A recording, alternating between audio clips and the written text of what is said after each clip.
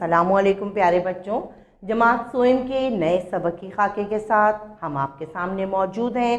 जैसा कि बच्चों पिछले हफ्ते हमने आपको सिलेबस आउटलाइन का सबक की खाका भेजा था और साथ ही आपको ये मालूमात भी वहाँ पहुँचाई थी कि अब आपके सालाना इम्तिहान की तैयारी है।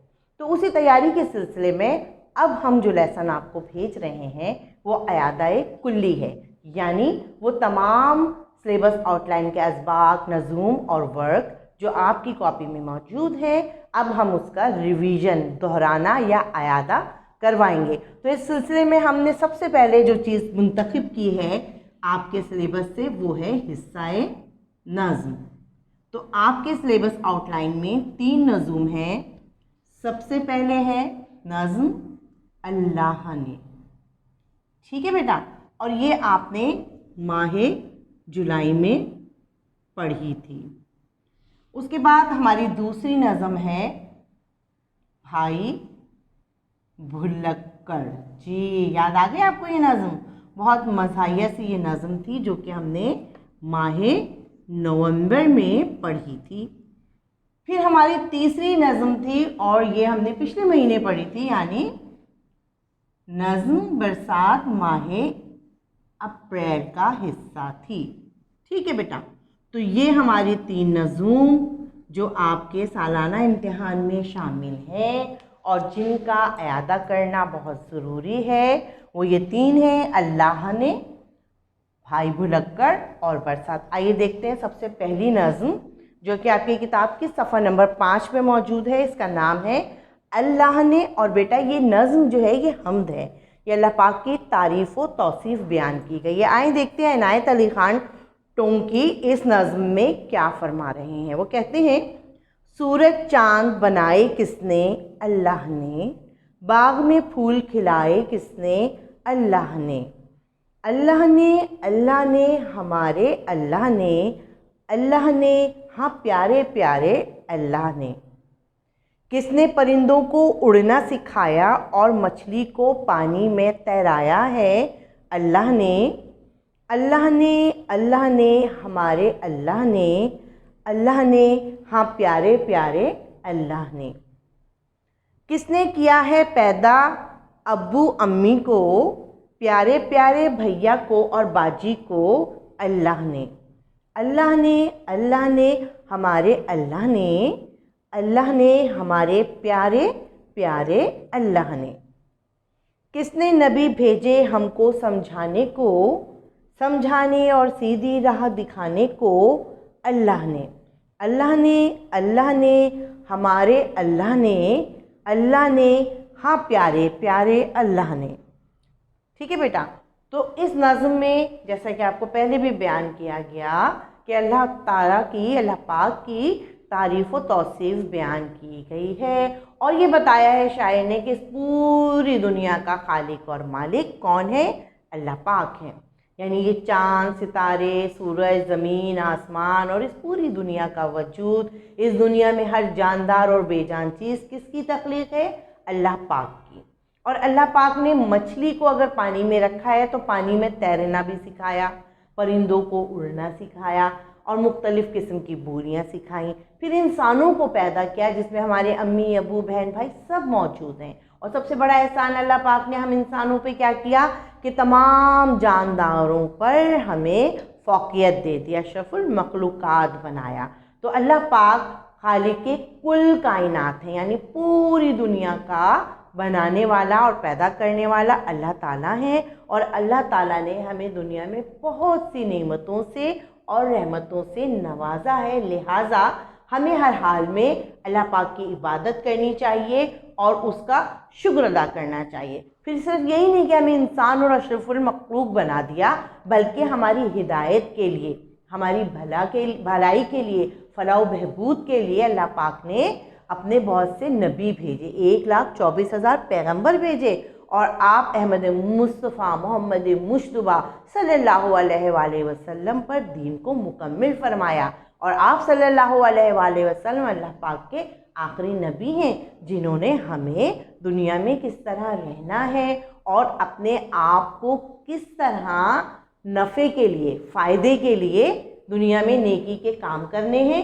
क्योंकि जब हम इस दुनिया का खात्मा हो जाएगा, इस दुनिया से चले जाएंगे, तो हम दूसरी दुनिया में जाएंगे, दूसरे जहां में जाएंगे, जहां पर हमारे नेक अमल का और हमारे बुरे कामों का हिसाब किताब होगा। और फिर अल्लाह पाक हमें जन्नत और दोज़ख में, जो जन्नत में जाएगा वो कौन होगा? जो नेक अमल करता रहा, कुरान और सुन्नत के मुताबिक रोशनी, उसकी राह हिदायत में, रोशनी में ज़िंदगी गुजारता रहा, है ना। तो हमें नेक अमल करते रहना चाहिए। ना सिर्फ हमें नेक अमल करना चाहिए, बल्कि अपने प्यारे अल्लाह मियाँ का, हमारे प्यारे अल्लाह मियाँ है ना, जिन्होंने हमारे लिए इतनी सारी नेमतें उतारी हैं ना, तो शुक्र अदा करना चाहिए, उसकी बंदगी अदा करनी चाहिए, और हमें वक्त पर नमाज पढ़नी चाहिए। सबसे पहले तो अच्छे काम करने चाहिए और बुरे कामों से अपने आप को रोकना चाहिए। तो ये एक प्यारी सी नज़म थी जिसमें अल्लाह पाक की तारीफ़, तौसीफ़ और हमारे बारे में बताया गया था कि हम कौन हैं, अल्लाह ताला के बंदे, उसके मखलूक और वो खालिक। तो बेटा आपको इस तमाम नज़म के अल्फाज, मायने, इसके सवाल जवाब को अच्छी तरह से याद करना है, क्योंकि इसमें से कुछ ना कुछ आपके इम्तिहानात में तो ज़रूर आएगा। ठीक है बेटा, अब चलते हैं हम अपनी दूसरी नज़म। और दूसरी नज़म जो हमारी बहुत कहना चाहिए मज़ेदार भी थी, और वो थी भाई भुलक्कड़। और ये हमारे बेटा सफ़ा नंबर 78 पे मौजूद है, 78 पे। ठीक है, तो आइए हम ये भी पढ़ते हैं। इनके जो शायर हैं वो शानुल हक हक्की हैं।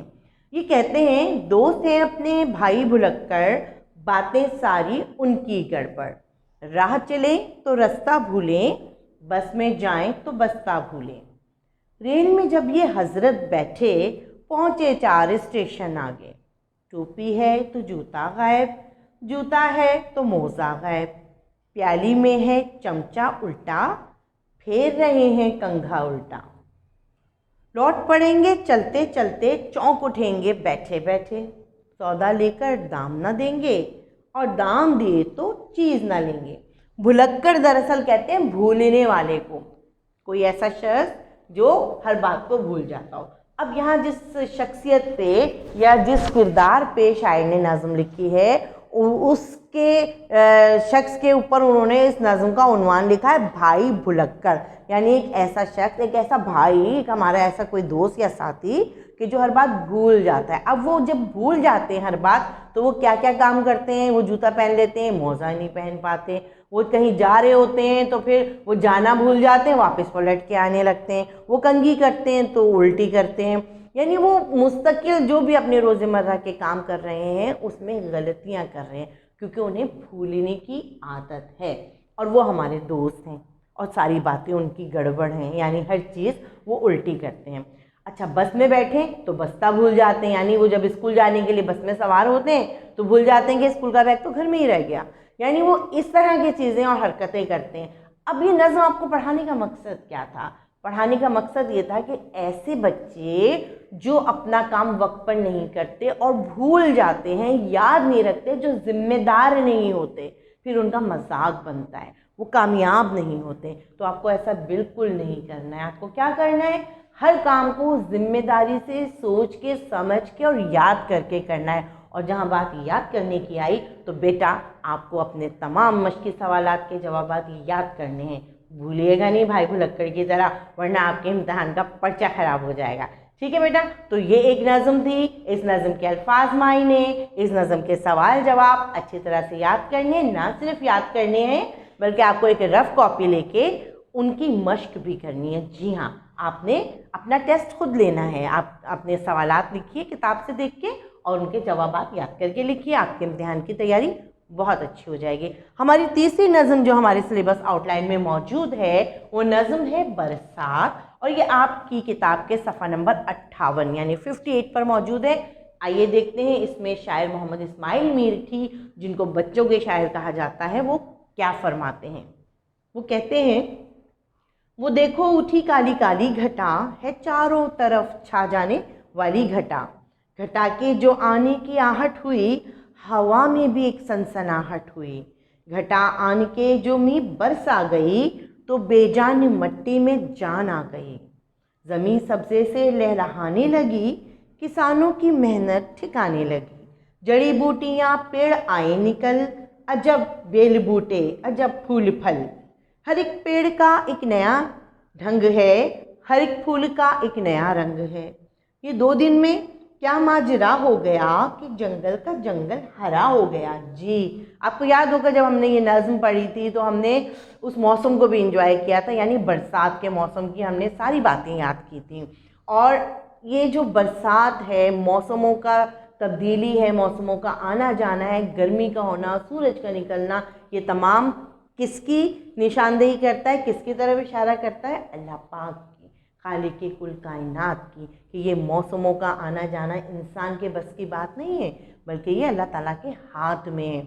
तो हम यहाँ पर इस नज़्म के ज़रिए, इस मौसम बरसात के ज़रिए हम ये भी समझते हैं कि अल्लाह पाक ने हमारे लिए इस निज़ाम कायनात को चलाने के लिए कैसे खूबसूरत खूबसूरत मौसम भी तख्लीक किए। अब वो कहते हैं कि जब बरसात का मौसम आता है तो मौसम में क्या तब्दीली होती है?